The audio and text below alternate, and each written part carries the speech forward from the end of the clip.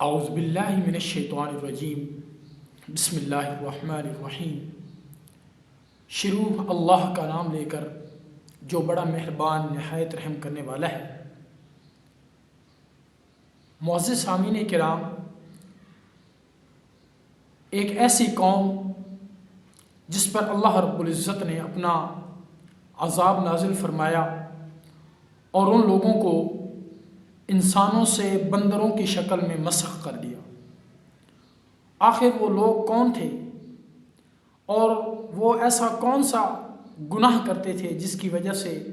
اللہ رب العزت نے ان پر اپنا اتنا دردناک عذاب نازل فرمایا کہ ان کو انسانوں سے بندروں کی شکل میں مسخ کر دیا۔ تو آج کی ہم اس کی ویڈیو میں اس قوم کا ذکر کریں گے جس قوم پر اللہ رب العزت نے عذاب نازل فرمایا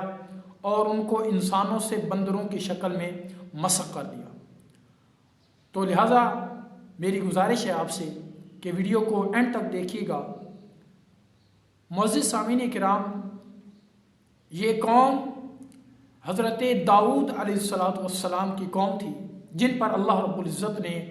اپنا قہر، اپنا عذاب نازل فرمایا اور ان کو انسانوں سے بندروں کی شکل میں مسخ کر دیا۔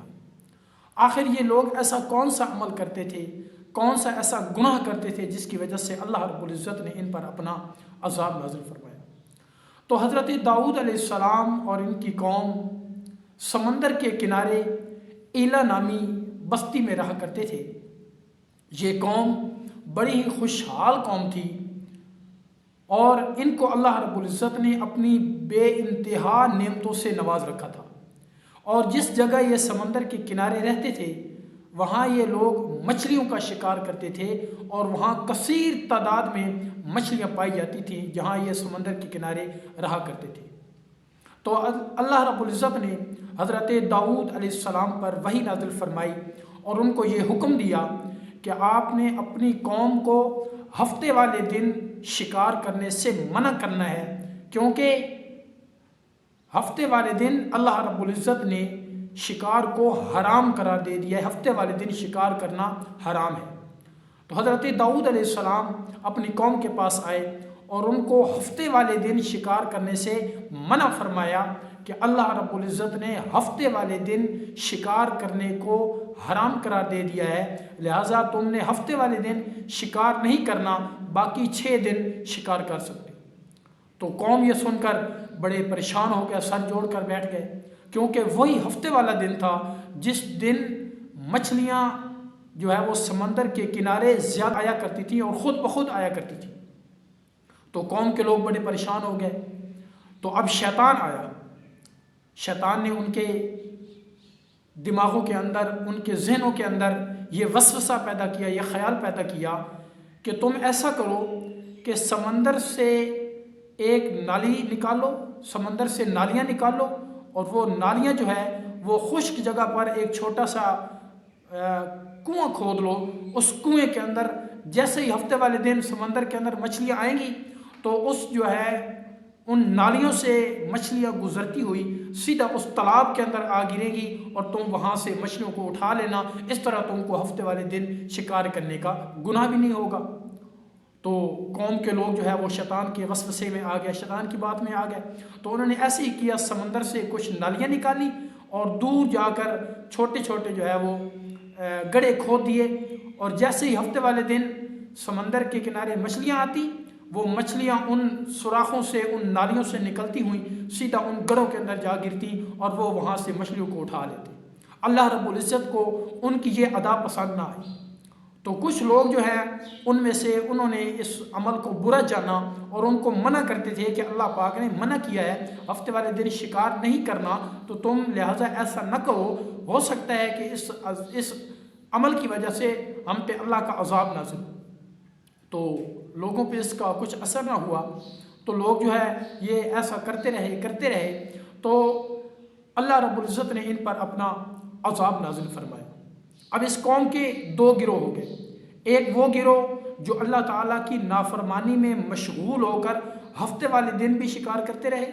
اور ایک وہ لوگ جو اللہ کے حکم پر عمل کرتے ہوئے اس گناہ سے بچ گئے اور ہفتے والے دن شکار کرنے سے رک گئے۔ اب ان لوگوں نے جو اللہ کے حکم کو مان گئے، ان لوگوں نے ان کے درمیان اور اپنے درمیان ایک دیوار کھڑی کر دی۔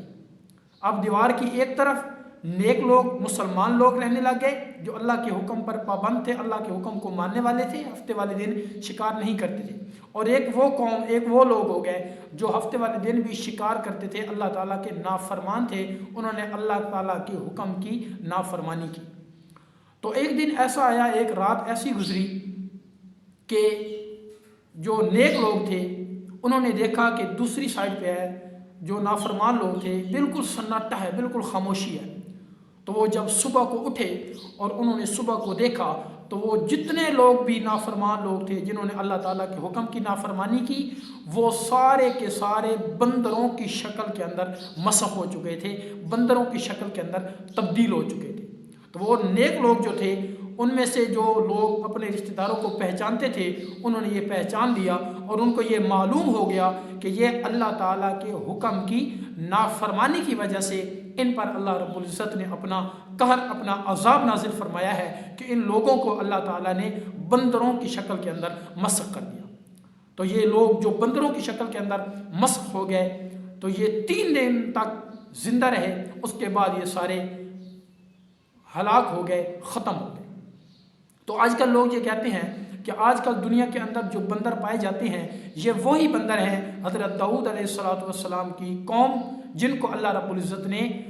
اپنی نافرمانی کی وجہ سے بندروں کی شکل کے اندر مسخ کر دیا تھا۔ تو یہ بات بالکل ٹھیک نہیں ہے، کیونکہ روایات کے اندر آتا ہے کہ حضرت عبداللہ ابن مسعود رضی اللہ تعالیٰ عنہ سے روایت ہے کہ کسی نے آپ صلی اللہ تعالیٰ علیہ وسلم سے پوچھا کہ کیا آج کل کے جو بندر ہیں کیا یہ وہی بندر ہیں جو حضرت داؤد علیہ السلام کی قوم میں سے تھے؟